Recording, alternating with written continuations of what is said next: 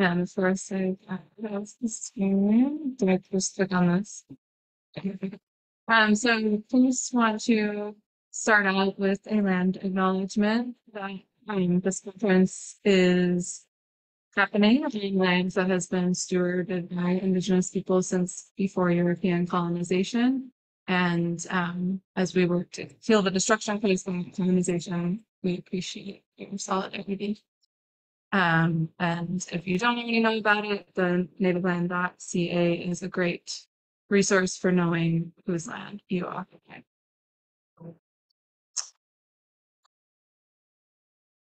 And to that, in that same vein, and with Buen Vivir as our theme, we aim to highlight the ancestral wisdoms of Indigenous people of the global south, including the Aymara, Quechua, and Mapuche people. And we celebrate that restorative agriculture is rooted in the longstanding cultural practices of Black, Indigenous, and people of color. If you would like to join the caucus group, caucus groups happening this afternoon at 12:45. The BIPOC caucus will be in the Sheehan Hall multi-purpose room, and the White caucus will be in.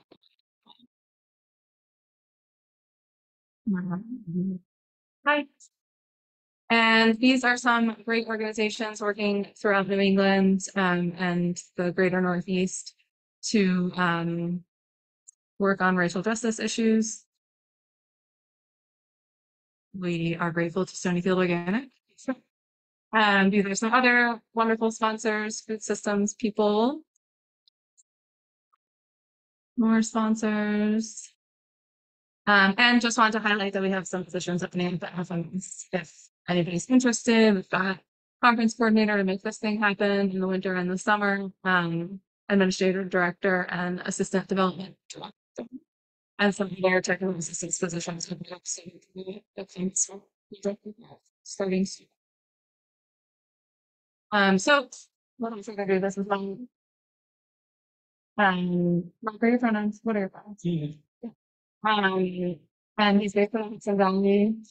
Has been doing cooperative stuff for a long time. In 2014, he started living cooperatives. And so he's been in food systems for 10 plus years. And doing his current job for 3 years. Awesome. Yeah. I'm Sarah. I work for nofamass as what is my role? Project. On a super full-time basis. I'm so with EDM. And I'm doing tech stuff today, so I'm going to be like juggling or toggling between here and these few folks we have on Zoom who are saying it's choppy and hard to hear. But hopefully when Mark moves over there, I'll be able to hear them better. This is the microphone. I'm switching. Yay. Nice. Yeah. I'm going to talk about it.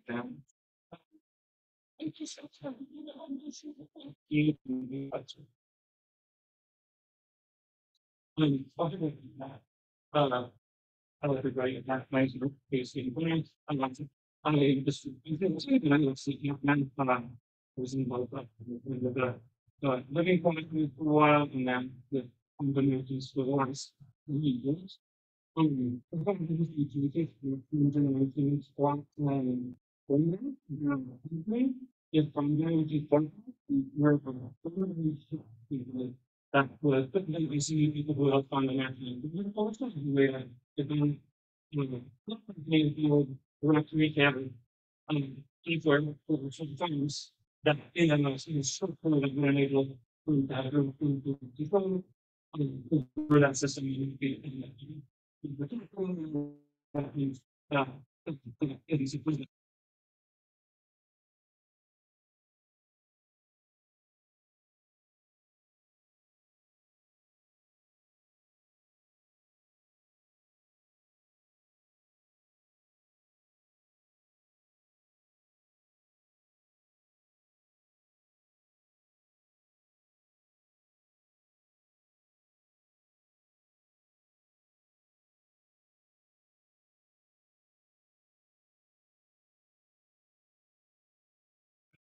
exactly like something to do. And we are also first on a web platform to offer PBT online processing. And so usually stuff for us to the universities become the community something later. There's but just you I love you know very happily like so the minutes of problem. This is what's in the you want to people in the room if you're using some sort of windows and you want to make sure you see the cases. You want the parents to keep it very normal fine and you want to one of your favorite thing if you go through or whatever what you think what it took, you're going to and if you don't go through you can lose the to play play good to things. It's definitely working. I have a home with my friends and I have hoping to not come together and have a big party with some people. Uh, I think I'm very good at going stress. I just don't have those. I'm inspired by the answer they have. Right now I'm just from home and I'm in abundance of different things right now, so I'm just trying to like cinch. I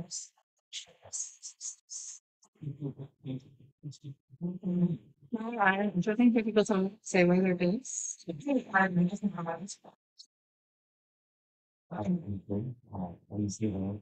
um, we're based in the Massachusetts.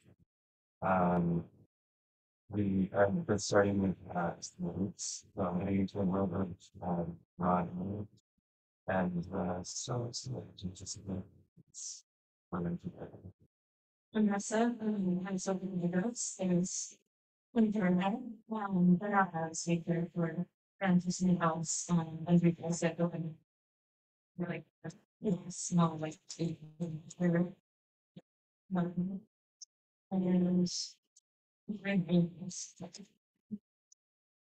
I found one and another India and I'm driving to something over there. I think the nice environment. There was prior to this there was even one culture, and then I was staying there and there, and then my years, I know, ideas.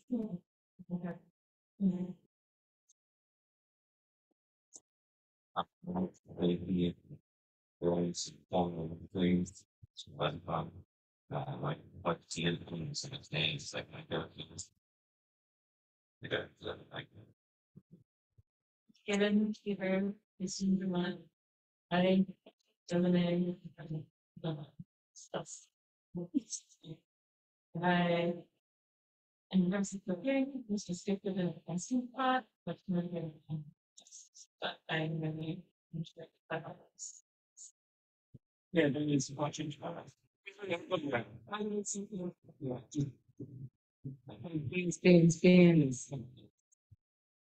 Beans. Well, it's great to meet you. The format of the presentation, let's see the Zoom. It's the PowerPoint. You comments, there's like, come down, this is last meeting. It's sort of, that's the excuse, and, it's some, um, yeah. They review the answers to those questions. What the choices mean, because they don't know the way that we, what we use, what's what it's it, standing over here and see if I'm slipped on one line tables money that I'm just like on the table size and stuff.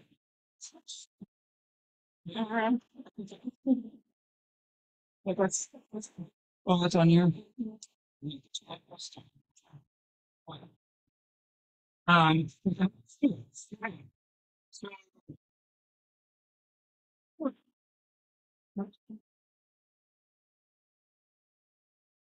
Well, I'll do that. And if you're online, you can introduce yourself in the chat. That's great. Are there any does anybody introduce themselves? It's also funny because I'm fighting you from a set.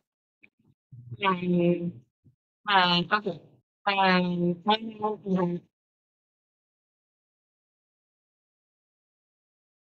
These biogas initiative, considering options as we grow and work towards expanding globally and from turning it into a cooperative is one idea. And then there's Jillian Graves, who has not introduced themselves. Is that any better? Mostly we've been talking about how they can be things. Is that you?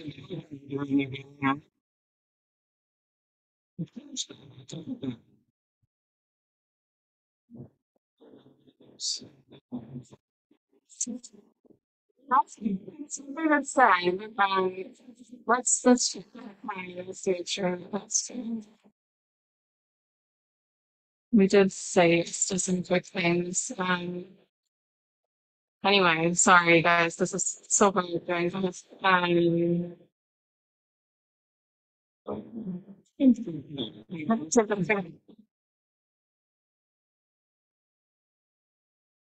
Okay. Well, this is the mic that we're using, so it doesn't seem like it's doing a great job picking up. It's trying to get away.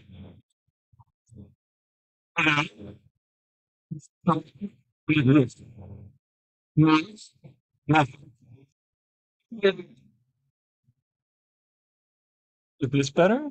Is it better this way? It's the most. Is that better? Is that better? A little bit? No? Still no? Cool. Okay.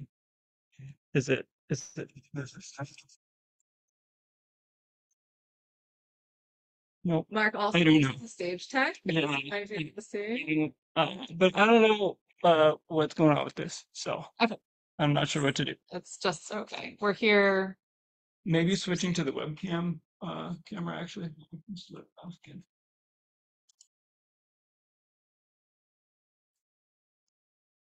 Okay, is that any better as a microphone? I didn't see that yet.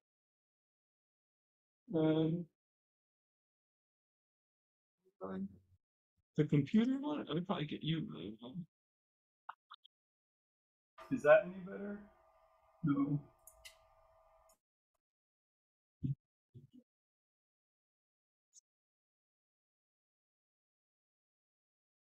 That's it doesn't really. Yeah. But when I was I messaged it, it was more into the France. So one of the things I can stuff is like give sort of set the stage in that this is living an executive history of Cooperatives. I am not really a researcher. And in addition to the fact that I'm doing a research is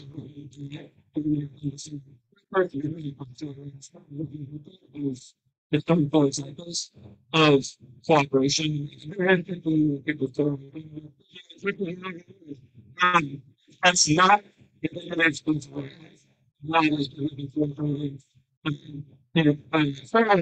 ways species that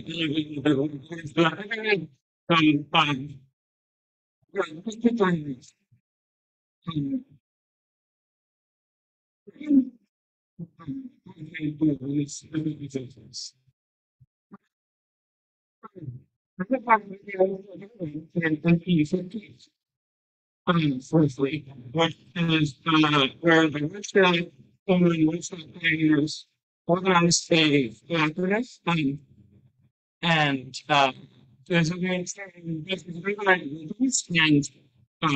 and so for themselves in process from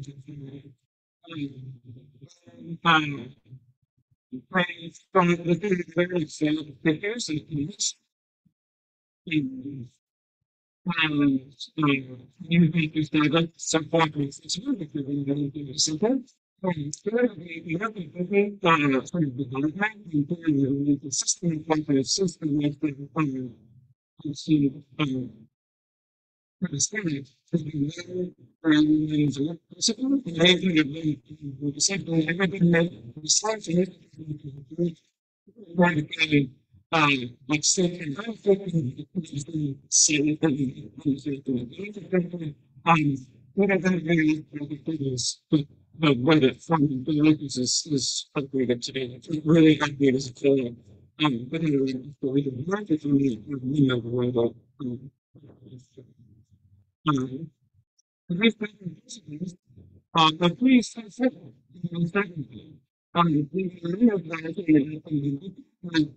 secondly, Japanese source language, it's going to be making people fascinating to the people use if they like to find any of the examples in an explicit way for the different bias for the in mid 19th century and then what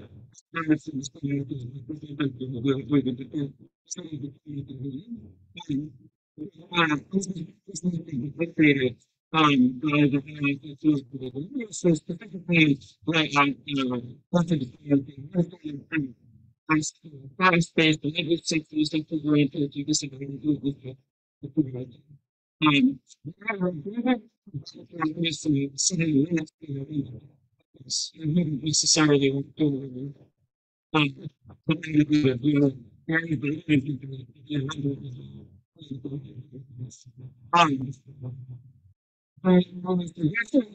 it's been going on for years and years and years. Because they have to do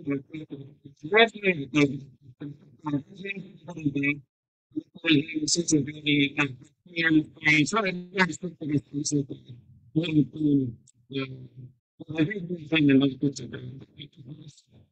necessary. But I think the but again, this is really one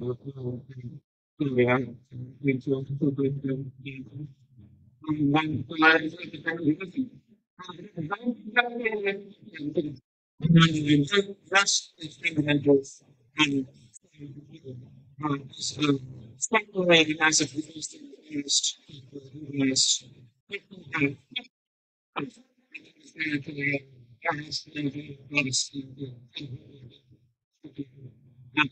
sad and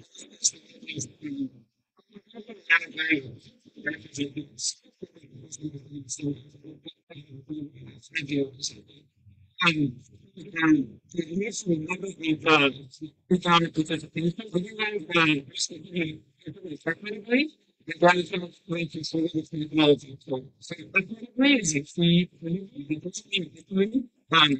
but it means that the technology, but then also everybody has access to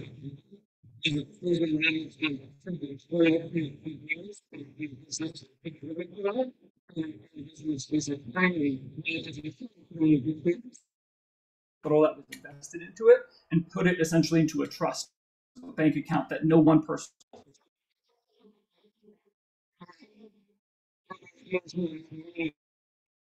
Every cooperative is its own independent entity and make their own decisions. And it's controlled by their members. They're allowed to, enter into contracts, agreements with the organizations, all those kinds of things, and do whatever they need to do to maintain their own democratic control and autonomy. Education and information and training is also super important.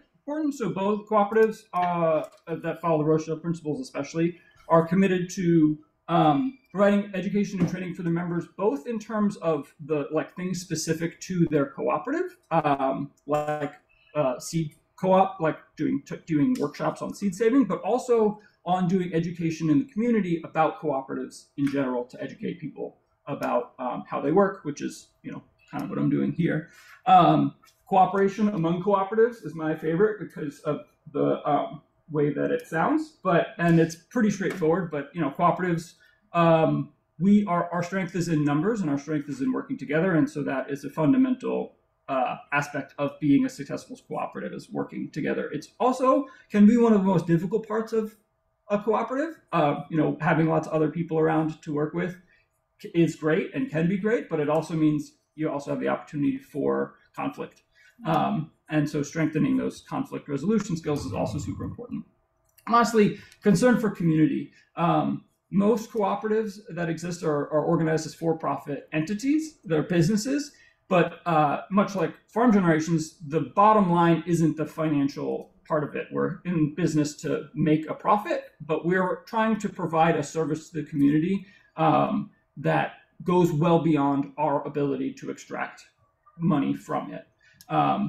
And co-ops should have a structure to maintain the sustainable development of their own communities, invest in their communities locally, regionally, et cetera. And again, that's all democratically controlled and inputted by their members.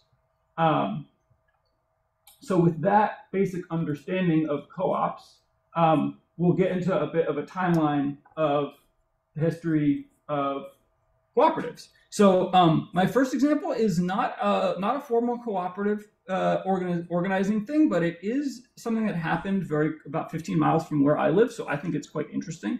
Has anybody heard of the anti-rent wars in Rensselaer County, New York, in the late 1830s, early 1940s?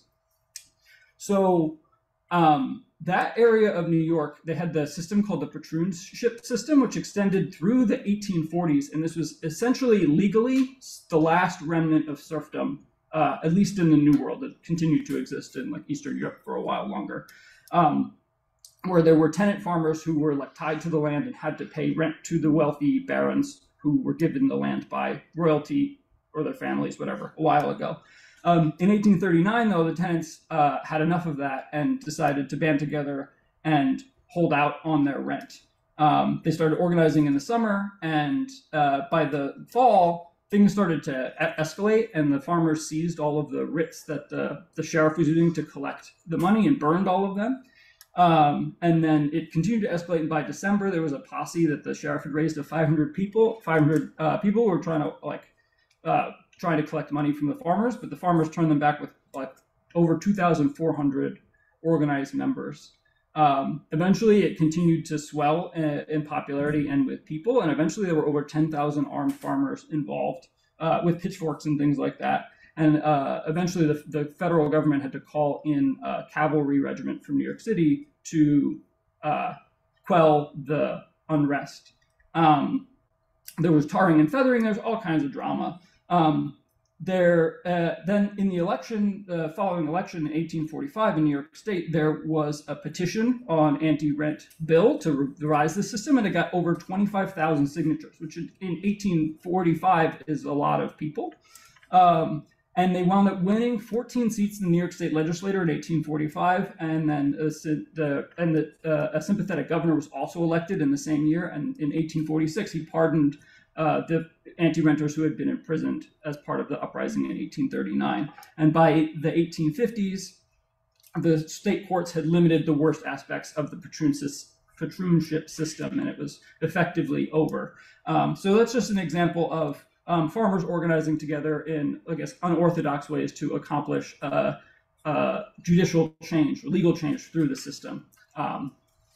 So I like that because you can actually still go to the bar where they met. It's not too far from where I live, which is fun.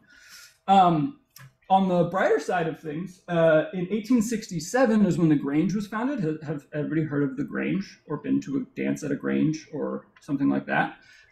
So it was founded as the National Grange of the Order of Patrons of Husbandry. Now it's just the Grange, which I think sounds a bit better. It was actually one of the 10 farmers who founded it was based in Minnesota, or 8 founders, sorry, was based in Minnesota. And a lot of this information that I have is actually focuses on the upper Midwest because one of my coworkers who's put together some of this presentation is from that area, and there's a really, really strong, Minnesota has about the strongest cooperative tradition of any state in the country. Farm Generations is actually incorporated in Minnesota because of their agricultural cooperative laws, even though we operate throughout the US. The Grange encouraged cooperation among farming families, which we love, and offered free rural mail delivery before the American Postal Service actually existed. In 1875, the Farmers Alliance came into existence. They advocated against crop lien systems, fought to tax the rich, debt relief for farmers. Everything old is new again, I guess. In 1890, the Farmers Alliance is still around, by the way, too. Farmers Home Improvement Society in 1890 was a black-owned cooperative founded by a man named Robert Lloyd Smith. It had the goal of lending in the black community, and a lot of cooperative lending organizations have their roots or their first examples in the black community in the United States, formerly enslaved people, et cetera, who had to form alternative financing systems because they didn't have access to regular loans. Some of those organizations also still exist till this day. Getting into the 20th century, in 1901, the Mercantile Cooperative Company was founded. This was a black-owned cooperative founded in Virginia that was the first black-owned co-op in the U.S. that was explicitly followed the Rochdale Principles model. The Farmers Educational Cooperative Union, which is now the National Farmers Union. Anybody heard of the NFU? They're rad. They're kind of like they're similar to like the Green Hordes and the National Young Farmers Coalition, but they're kind of like the cooler version of the Farm Bureau, I would say. They formed in 1902. They advocated for suffrage for women, the direct election of senators, and they formed the Farmers Union Central Exchange Cooperative, which was also a banking alternative system that still exists as CHS, which is a major cooperative lending organization in the United States. Getting into some legal progress, which has repercussions to this day. There's two major acts that essentially govern cooperatives in the United States on a federal level. The first one was the Smith-Lever Act of 1914. And this expanded ag extension programs. Everybody knows like your local ag extension. This is the act that functionally created the ag extension system as it exists today. Obviously, it's expanded since then, but this set the standard. So along with this other act, the Cooper-Volstead Act, which I'll get into in a second, this resulted in a massive growth of co-ops because the Cooper-Volstead Act created the legal structure to allow co-ops to exist, and the Smith-Lever Act provided federal funding for farmers to get the education they need, both to technically produce the crops and also to organize themselves in their cooperative system. The Cooper-Volstead Act, which was passed in 1922. I don't know if anybody recognizes the name Volstead. This is also the name of the senator who passed the law that prohibited drinking after the Prohibition Amendment was passed. So this was I think, probably one of their better legal decisions rather than that one. So this was actually passed as a response to the 1890 Sherman Antitrust Act, which probably most of you are familiar with from high school American history. That act was originally passed to try and break some of the Gilded Age monopolies, and what wound up happening was the monopolists used that legal framework and their lots of money to sue farmers and producer cooperatives as monopolies and try and push them out of business. And so the Cooper-Volstead Act created explicit carve-outs in the law for producer-owned cooperatives and allowed them to engage in, setting their prices and other kinds of things which would be considered anti-competitive in a regular business sort of structure, but as fundamental to their existence as producer cooperatives. In fact, they protect farmers' right to market cooperatively, and like I mentioned before, this Cooper-Volstead Act is what led to the IRS laws that govern cooperatives, and that is enshrined that you have to have a one member, one vote situation. And in order to be a producer cooperative, you have to produce 50% of what you sell. It's a lot more complicated than that. I'm not going to get into the tax code because I don't actually, frankly, understand it very much myself. But those are the main things you need to remember. The majority you produce yourself, and everybody gets one vote. The Nonpartisan League was founded in 1915 in North Dakota. They were an offshoot of the North Dakota Socialist Party. North Dakota actually had a lot of socialist stuff going on in the early 20th century. They're the only state in the country that has a state-owned bank. I live in New York and I sometimes work for the state, and my checks have Chase Bank on them. But in North Dakota, the state actually owns the bank, doesn't pay billions of dollars every year to a bank to send checks out. They socialized grain mills, elevators, banks, other farm-related industries, and created the North Dakota Mill and Elevator, which is the only state-owned milling facility in the United States, and still exists directly to the league. And people, one of their descendants said that they were sick of their profits going to fat cats in Minneapolis, the General Mills, Pillsbury, etc. And so they built their own mill. And you can still buy this flour in stores today. Probably not here, although you can probably order it, but it's more of a Midwestern thing. The Farmer Labor Party, which was founded in 19, is the offshoot of the Nonpartisan League. Their slogan was "of, by, and for the people," and this was the most electorally successful third party in United States history. They had most of their success during the peak of the Great Depression, 1930 to 1936. And they held a total of 3 governorships, 4 state senators, 4 House of Representatives in the House, and held majority in the state legislature in Minnesota, as well as numerous seats in state legislatures all around the country. In 1944, the Democratic Party and the Farmer Labor Party merged. At that point, Hubert Humphrey, who was the head of the Democratic Party, expelled all the militant left end members of the party. And so it's been more of a moderate organization or moderate party since then. The National Farmer Holiday Association, which was founded in 1932, which is alive in legacy as the National Farmers Organization, they urged farmers to declare a holiday from farming, essentially a strike. Their slogan was stay at home, buy nothing, sell nothing. And they had a sort of a song, which if you're anything like me, I really appreciate the old timey songs about revolution and cooperation and labor stuff. And their song, I'm gonna try to sing their song, which goes, "Let's call a farmer's holiday a holiday let's hold. We'll eat our wheat and ham and eggs and let them eat their gold." So they're cool. We're getting close to the end of this part of the presentation, so thank you for bearing with me. In 1933, there was a milk strike in Wisconsin. The farmers banded together, a cooperation.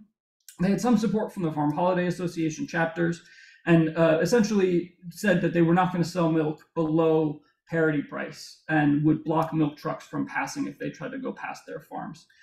Basically, they weren't going to sell milk below cost. And they prevented milk trucks from picking up and delivering their milk. A couple of creameries were actually bombed at night when nobody was there. And then and actually a farmer was killed as a part of this conflict by one of the hired jackboots, as it's referred to in my notes, of the packing companies. This person, Gunder Felland, was actually bringing food to the strikers and was killed by one of the hired goons of the milk packers. So that's lame. Getting towards in the second half of the 20th century now, in 1967, 2 major cooperative developments happened in the South. Number one, Fannie Lou Hamer founded the Freedom Farm Cooperative in Sunflower County, Mississippi. This is one of the most widely known and cited Black-owned cooperatives examples in this time period and in the part of the 20th century. Membership only cost $1 a month to join, but only about 30 families could afford dues. There were 1,500 other families who belonged to the co-op in name, essentially signed up but couldn't afford to be a $1 member. They grew some cash crops like cotton and wheat and things like that to pay their taxes and expenses, and then used the remainder of their land to grow vegetables and other things which they then distributed back to their members. In 1969, they started a pig bank with a donation of 5 boars and 50 gilts, which was donated by the National Council of Negro Women. And by 1973, they'd raised thousands of pigs from this seed group and put pork on the table of over 850 families. And so they had meat, and they also were able to make additional supplemental income at that point in time. Size-wise, they started, I think, with about 60 acres, and then they acquired more land over time. However, they never really got the institutional support that they needed to last. They had some healthy, wealthy donors, Harry Belafonte being one, which makes me think of the banana song, "Daylight Coming, We Want to Go Home." That's a farm labor song, which is that's a Harry Belafonte song. So in 1973 into 74, there was just terrible weather in the Mississippi Delta. They had drought, they had floods, they had bad storms, basically caused a massive crop loss. They didn't have adequate insurance for institutional reasons. You can make those connections yourself. And they wound up having to shut down their operations in 1974 because they couldn't recover. They had over 600 acres of land that they owned at this time, but by 1976, they had to sell all of their land to pay their overdue taxes, which is a bummer. In 1967, at the same year that this was the Freedom Farm Cooperative was established, the Federation of Southern Cooperatives was also established. A lot of stuff was going on back at that time. This was a community-based, they were trying to develop community-based opportunities for Black and low-income farmers to escape poverty. They still exist. They are still growing strong. They offer resources like food assistance, financial help, discounts on technical training, networking, education about federal debt relief, and help navigating federal programs for funding, etc. So that's a better ending of the story than the previous example, that's for sure. That's where I'm going to end the history part of it, because there's a lot of other stuff that's happened. It gets like, it's a real bummer when we get into like the 80s. Mm-hmm. But just want to also reflect that this is an incomplete history. There's a lot more to it. You can find stuff online and learn about cooperatives. There's a lot of cool stuff to learn. And the foreclosure crisis, which started in the 80s, and we sort of have an ongoing series of all different kinds of crises, but farming crisis, especially in dairy, to this day. So we need to band together more than ever.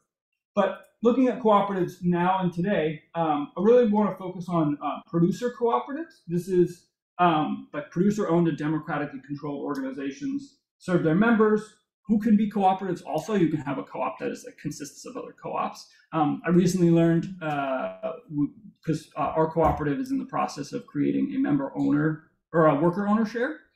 And so we're learning about bylaws and all those kinds of stuff. And there is a legal distinction between a natural person and a legal person, where like we could all be also legal persons, but a corporation couldn't be a natural person. And so most cooperatives use the language natural person to distinguish that in an important way. And they support each other. There's all different kinds too. I mean, the farming is obviously the focus of this presentation. There's artist co-ops, there's like fishing co-ops. They can provide like technical assistance, processing assistance, marketing, insurance, all different kinds of things like that. We hope at Farm Generations that as we grow as a co-op, we can offer some of those services too, like discounts on seeds or insurance, things like that, as we have enough members to have leverage to negotiate with those big entities. Some examples on Grown By, on the Farm Generations Cooperative.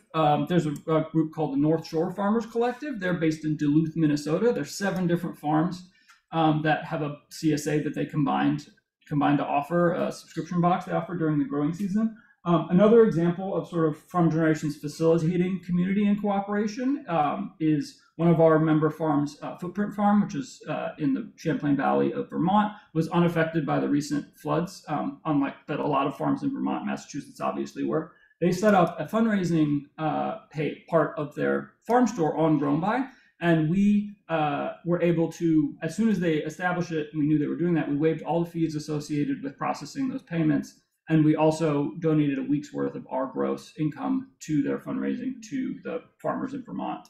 And I believe it's their like flood recovery fund or some, the exact language escapes me right now. So that's fun. Organic Valley, I'm sure everybody's familiar with that label. They were founded in 1988. They now represent 1,700 farmers in 34 states. They've done $1.2 billion in gross sales through 2020 for 4 consecutive prior years as well. So they're a major player now, and they distribute dairy products, produce, meat, value-added products, items, all different kinds of things. Who's heard of Cabot? Yeah, I think it's the only cooperative product I've ever seen at a Stewart's. But they were founded in 1919. There's about 800 farms still in the co-op as of 2021. They were 2 co-ops and they merged. They've done about $1 billion in sales most of the recent years, and they are governed explicitly by the Rochdale principles. There's another one called the Bayfield Food Cooperative, which is based in Wisconsin. They're a formal cooperative involving over 20 farms and food vendors. They offer a collaborative CSA delivery channel and over 150 different products, which enables them to really compete with grocery stores because they can offer enough wide variety of products that people can actually get most of what they need from them. There's a cool co-op called Perennial Promise that you might want to check out. They grow a weird grain called Kernza. Ocean Spray is also a cooperative for cranberries. So is Sunkist. They're all over the place, and it's cool. However, the state of ag co-ops today kind of reflects the state of most business in the United States and around the world. Generally, the overall production numbers have gone way up, and the number of cooperatives has gone way down. You can see this is when the Smith-Lever Act was passed and the Copper-Volstead Act, so it just went, and it's kind of been a steady decline. Since there, this is the number of co-ops, and this is their production level.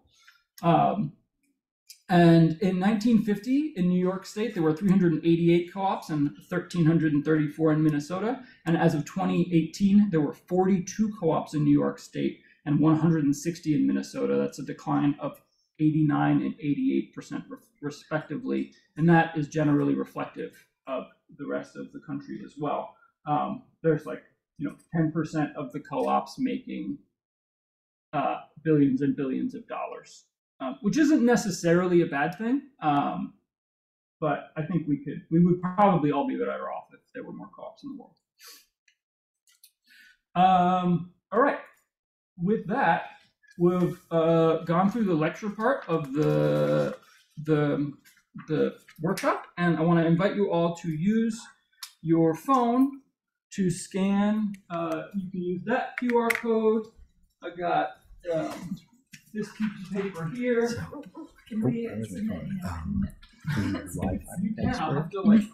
hoping that maybe we can take a note.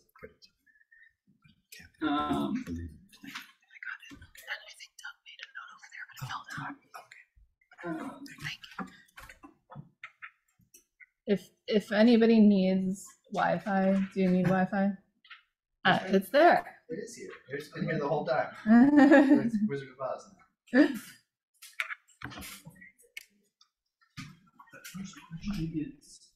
Is the co-op. So we're forming a co-op together. It's a professional producer co-op. And there's going to be 30 members. We're going to produce wide variety of produce, distribute it. The board of directors are considering all these options. So they need to buy a facility to pack and store produce. How should the 30 members finance this? Choose of these which one is the most desirable for me. Everybody put in $40,000 in cash, $30,000 in cash from each member, $30,000 in debt, $20,000 in cash from each member, and $600,000 in debt, or $10K cash from each member, and $900,000 in debt, or zero. Basically, the cash amount from each member goes down by $10,000, and the amount of debt goes up by $300,000 for each 10, right? 10 to 30. So you want to say we're on that spectrum. We think cash versus debt. Do that. What was the starting? $40,000 in cash and zero debt, down to zero cash and 1.2 million debt.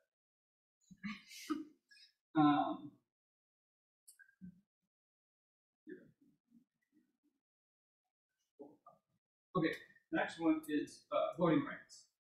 How should they do this? Should they do one member, one vote?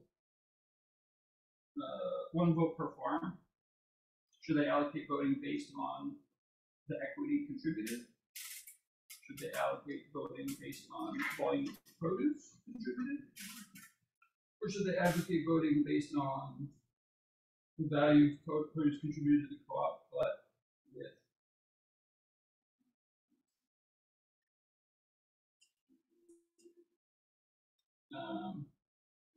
but with a cap? So one vote per farm based on equity, based on volume of produce, based on volume of produce with a cap. And we got profit. How should they be distributed? Keeping in mind you have to pay taxes in your portion of profits, regardless of whether you receive cash distribution. Should we distribute 100% of the profits? Keep 25 and distribute 75, 50, keep 75 and distribute 25, or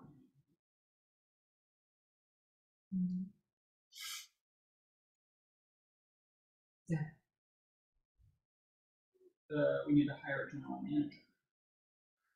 The regional produce distributor pays their sales manager $75,000 a year. That's a reasonable salary range, less than 55K, 55 to 75, 75 exactly, 75 to 95K.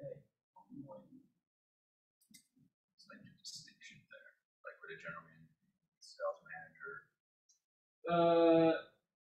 I think that in this scenario, this person is like the first hire for the organization, and they are going to be responsible initially for doing everything, and then hiring people to do stuff as it grows. They gotta hire a social media manager. Where's this located? In space. It's called the Northern Farm Route, so it's north of the border. Where's that ET? They want to restrict their members from selling produce outside the co-op arrangement. If members sell produce outside the cooperative arrangement, they will be required to legally remove the equity they contributed. What do you think? Is that unfair? They should be able to sell whatever they want. It's somewhat unfair because there should be exceptions at farmers markets. Or it's completely fair. All farmers are in this together, and the rule breakers got to go. Next we have the co-op is produced by non-members about selling their produce. What should they do? Refuse to sell the non-members' produce, agree to sell it but take a commission or fee, agree to sell the produce for a fee or commission, but only if it's needed to fill an order, or agree to sell the non-members' produce with no fee, but only if it's needed. And last mostly, a producer brings in super dirty produce. What should we do?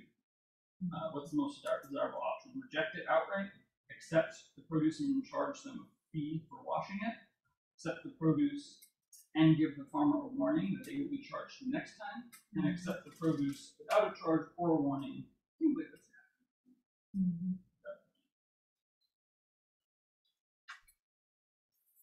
Actually, if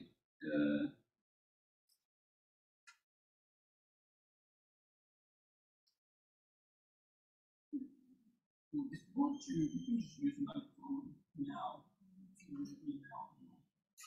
You can answer, and then you can refresh it and do another one, because I'm going to show the results on the screen. Actually, let me get on there. Computer, and bring that.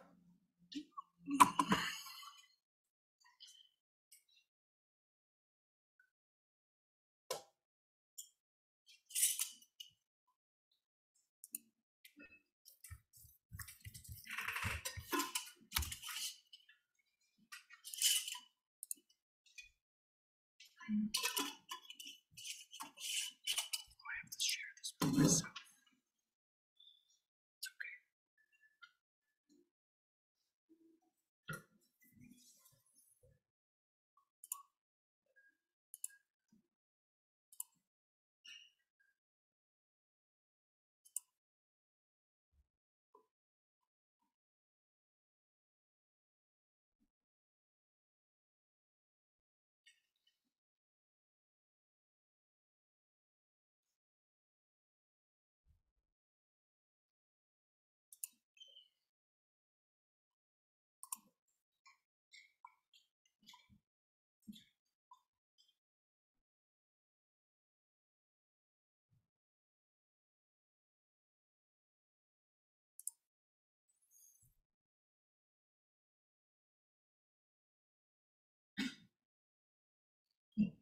Oh no.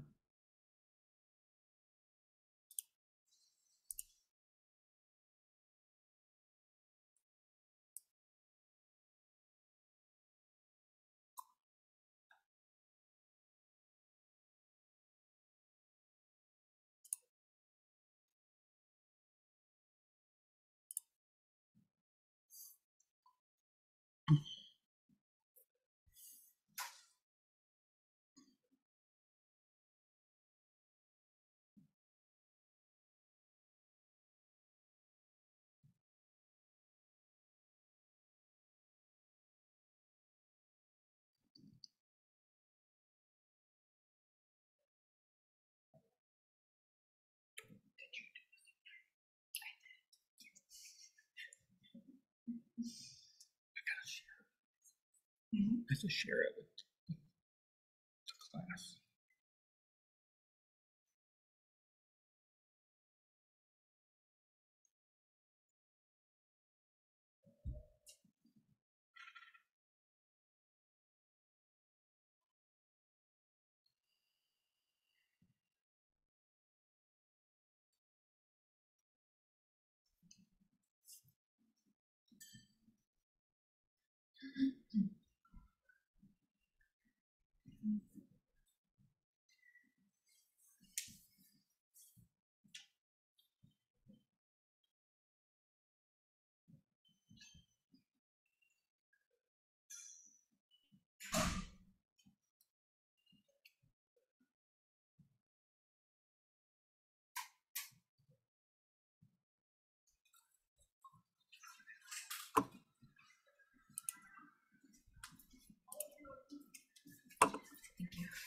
You're very welcome.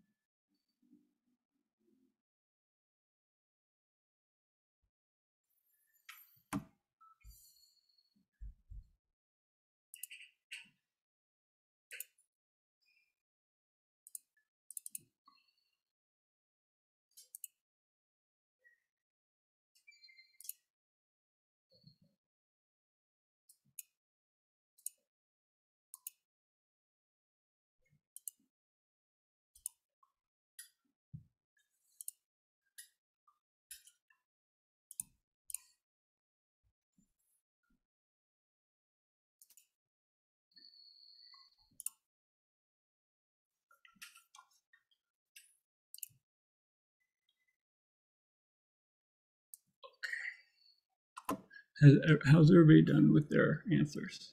Has everybody answered the thing? Okay, cool. Now, let's look at our answers together. So, looks pretty evenly. Everybody has their own idea. So we're immediately illustrate one of the biggest challenges of cooperating, which is that, especially among farmers who generally don't get into this line of work because they like doing what everybody else is doing, everybody's got their own idea, and sometimes it takes a long time to work it out. So the amount should differ based on equity. That's a good point. Grants, nice. That would be better. It would be nice to not have to take on debt. Agreed. And nice. Okay. Also adding crowdfunding to those other things. These are, so there's no right answers to any of these things, right? There are, however, various, things weigh differently. Obviously, making everybody have to put 40 grand up to get in, like, severely limits who you're going to allow into your cooperative. On the other hand, or maybe on the same hand, or the same, like the other foot, maintaining debt as a business entity is not quite the same as maintaining debt as an individual. As long as your cash flow is paying for that, paying your dues on a regular basis, taking on debt is not, is fundamental to our economic system, and is like fundamental to growth. So it's not necessarily a bad thing, and can have a lot of advantages, like lowering the barrier to entry for people. But then you have debt, so that may also affect your business decisions in the future. You may have to be less generous than you might want to be because you've got to pay your bills. Anybody have anything that they've said here that they feel called to contribute about debt or whatever? I just think like zero caching allows for accessibility that might not be accessible otherwise. Mm-hmm. Did you ever hear that? Okay. Who said there should be an equity lens? How would you, like, what kind of way would you like structure that? Like, do you have an idea? Like different people have different access to resources like inherited wealth or you have your own land ownership and other resources, and just how. So having everyone give the same amount is not going to be accessible to everyone in the same way, and so can folks get like buy in at a different amount and just thinking about the different factors that go into that and what resources people have access to.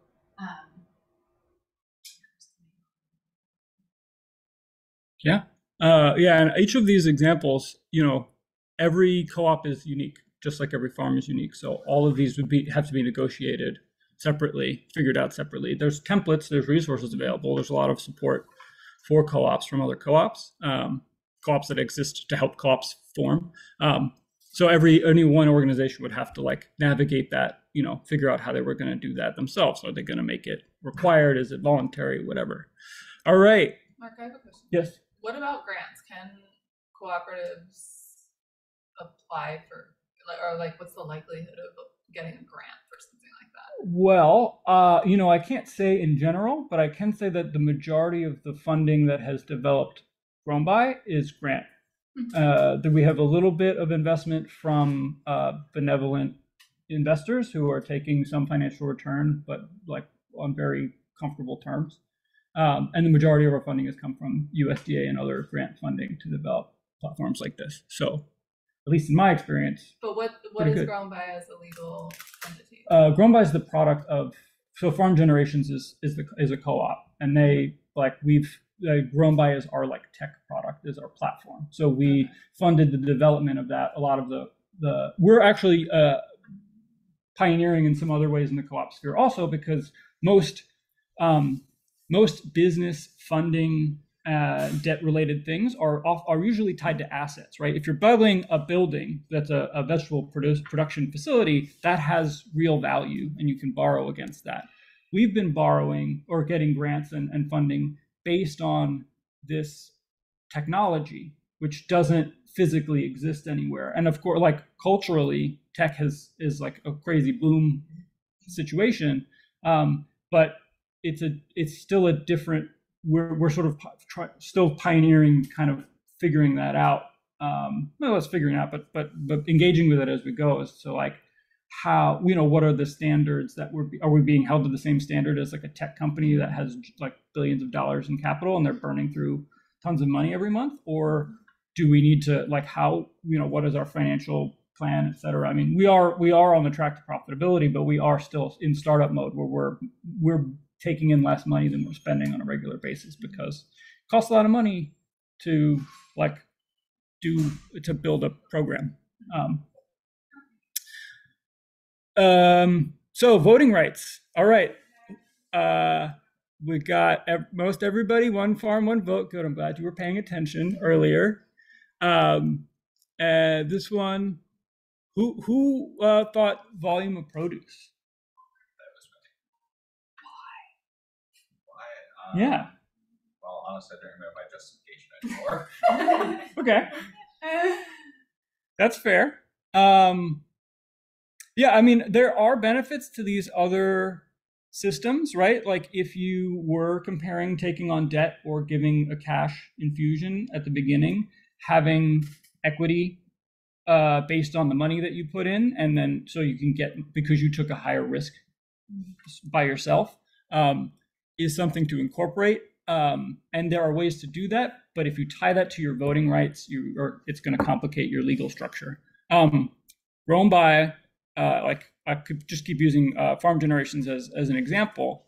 We're one member, one vote co-op, but we assess equity based on sales volume and distribute profits based on sales volume. So it's kind of balancing higher volume, bigger farms get more profit sharing, but everybody gets an equal say, which is, I think, ethically where we want to be, and also legally where we find ourselves. All right, we've earned a profit. We're going to do something with it. Okay, we got one person who thought we should distribute everything. The plurality of votes is keep 25% and distribute 75%. And then we've got scaling down a little bit. Oh, there's a members should discuss and vote on how they would like to use profits. Who said that? What was your thought there?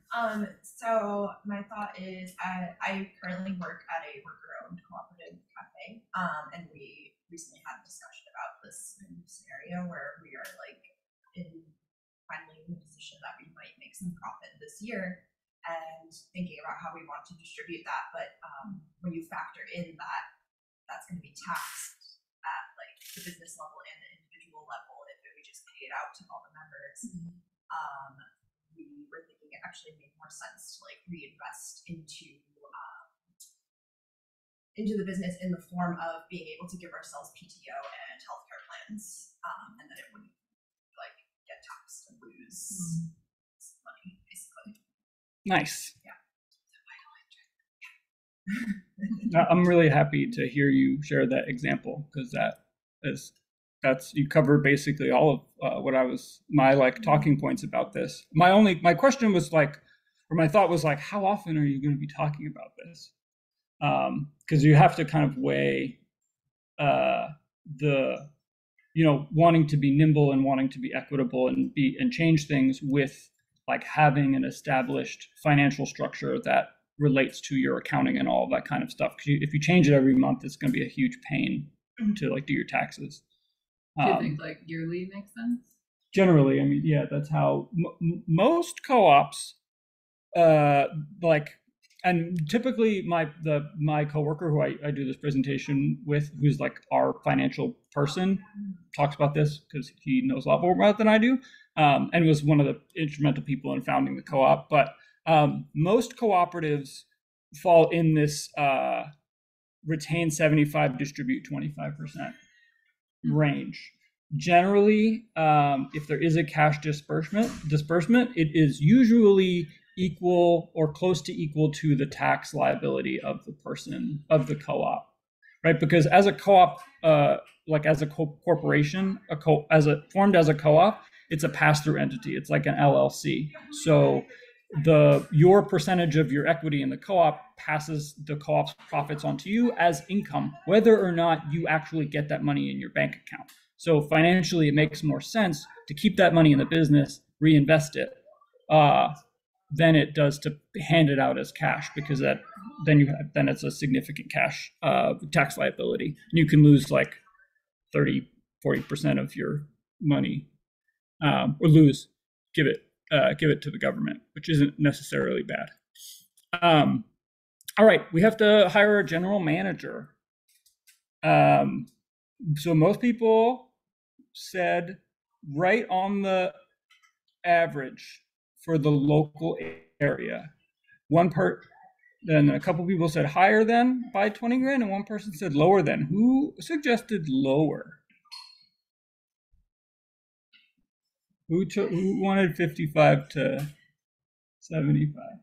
I think I picked that one, but I didn't see the note that the average was 75. I don't know with that. Okay, cool. All right, so we can lump that in with that way.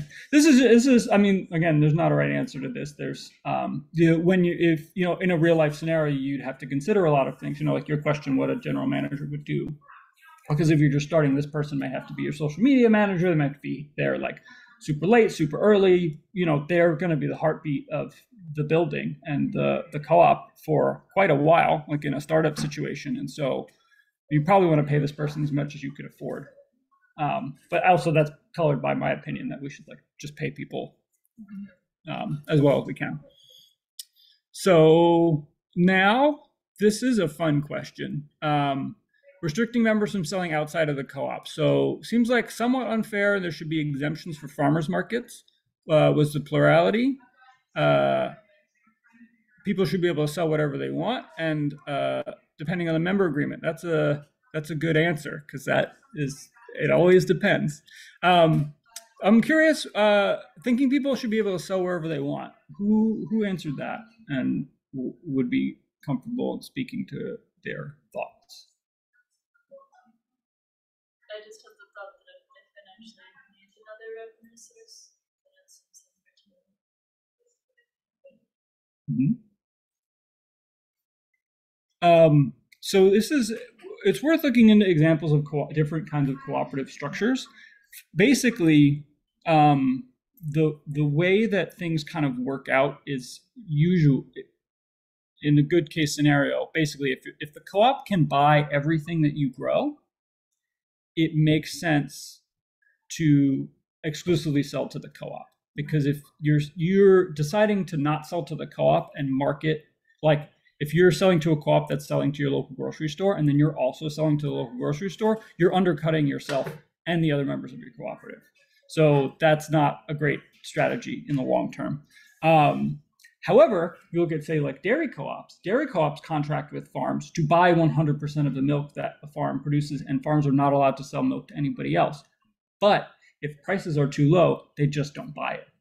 So it kind of screws farmers on either side of the equation. And dairy co-ops haven't always been this way, but I won't get too into it. It's sort of an unfortunate distinction that some of the largest and most like biggest cooperatives in the agricultural scene are dairy co-ops, and they have this sort of the system.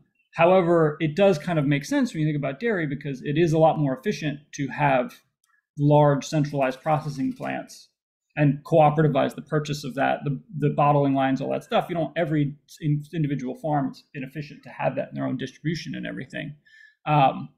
However, there are consequences to that, as we see. So I tend to fall in this category, that there should be exemptions. Like a farmer's market's not competing with a wholesale account. And that can be a good way for farms to like get rid of some extra stuff, especially also if the co-op can't buy the produce, they shouldn't limit, in my opinion, they shouldn't limit people from doing other stuff. Farm generations, we allow everybody to use grown by. You can then become a co-op owner if you want to. It's like a one-time share that you buy in the co-op. And we're actually we're focusing now on how to drive up our membership, because we would like to have more members, and we're trying to figure out, do we need to offer more incentives? Do we need to maybe raise fees on non-members? What are the kinds of things that we can do? I'm sure you've probably all been to a grocery co-op at one point or another where everybody can shop, but members get a bigger discount. And then if you volunteer, you get even more of a discount, those kinds of things. And these are things we're figuring out. Okay, we are a little bit over now. We started a little late, so I want to kind of get through these two last questions quick. If somebody, non-members want to sell their produce in the co-op, we could sell with a fee. Can they become a member? Of course, but they don't want to become a member. That's why they say they're a non-member. Because if they wanted to, they could just join. At least in this hypothetical scenario, but good question. Discuss in each case. I think that's probably how this would happen the first time, and then you'd probably want a policy about it. All of these things have their own benefits. I usually tend to fall into the take a fee and only if it's needed, because you don't want to incentivize people to not join your cooperative. If people can just sell to the co-op for the same benefits, or get all the benefits and not have to invest in the co-op, you're going to undercut yourself in the long term, if not sooner. Anybody have any other thoughts on that? No? Okay. The dirty produce question. Okay, well, it looks like we got a lot of softies here. So we got between produce and a warning and no charge or warning is the majority. And then we've got 1 reject and 2 charge a fee. So who's this person, the nice manager, who is that? I was just feeling tired answering this question. Okay. I felt bad. That's valid. Yeah, that's super valid. Again, this depends. Institutionally, organizationally, you don't want to encourage people creating more work for you. So it's always a balance. We don't want to be like punitive, but you have to be really mindful that, as you know, farming runs pretty tight. the margins are pretty tight. Like you can't, be if you don't have a washing machine, and your people aren't supposed to be bringing in stuff that is going to be washed, it can really upset things. And especially if you are like FSMA, if you're a FSMA facility or something like that, bringing soil in can have serious repercussions on your biosecurity. And that really, I tend to fall more into a zero tolerance, accept it, charge them, and get a warning. And the next time it's rejected, and or they get a fee. Cool. So that wraps things up for the workshop here. This is my contact info if you're interested in learning more about Grown By. I'm at the expo thing. I have there's business cards over. Did you put business cards over there? I have some business cards. If you want some, you can come grab some for me. Got pens, got stickers. I also just want to ask everybody, if you personally aren't necessarily in a place or in a interest in signing up for Grown By, that you just talk about it with other people, other farmers in your world. We I'm the main outreach person. There's 6 people on our community team. We're a small co-op, and we're finding that most of our outreach success is through word of mouth, through actually meeting people, meeting farmers, and letting them know that we actually are farmers, and we're in this together, and we're not just a big tech company trying to make a buck. So if you know any farms that do CSA distributions or are interested in accepting EBT, we are the only online EBT processor. We help with that.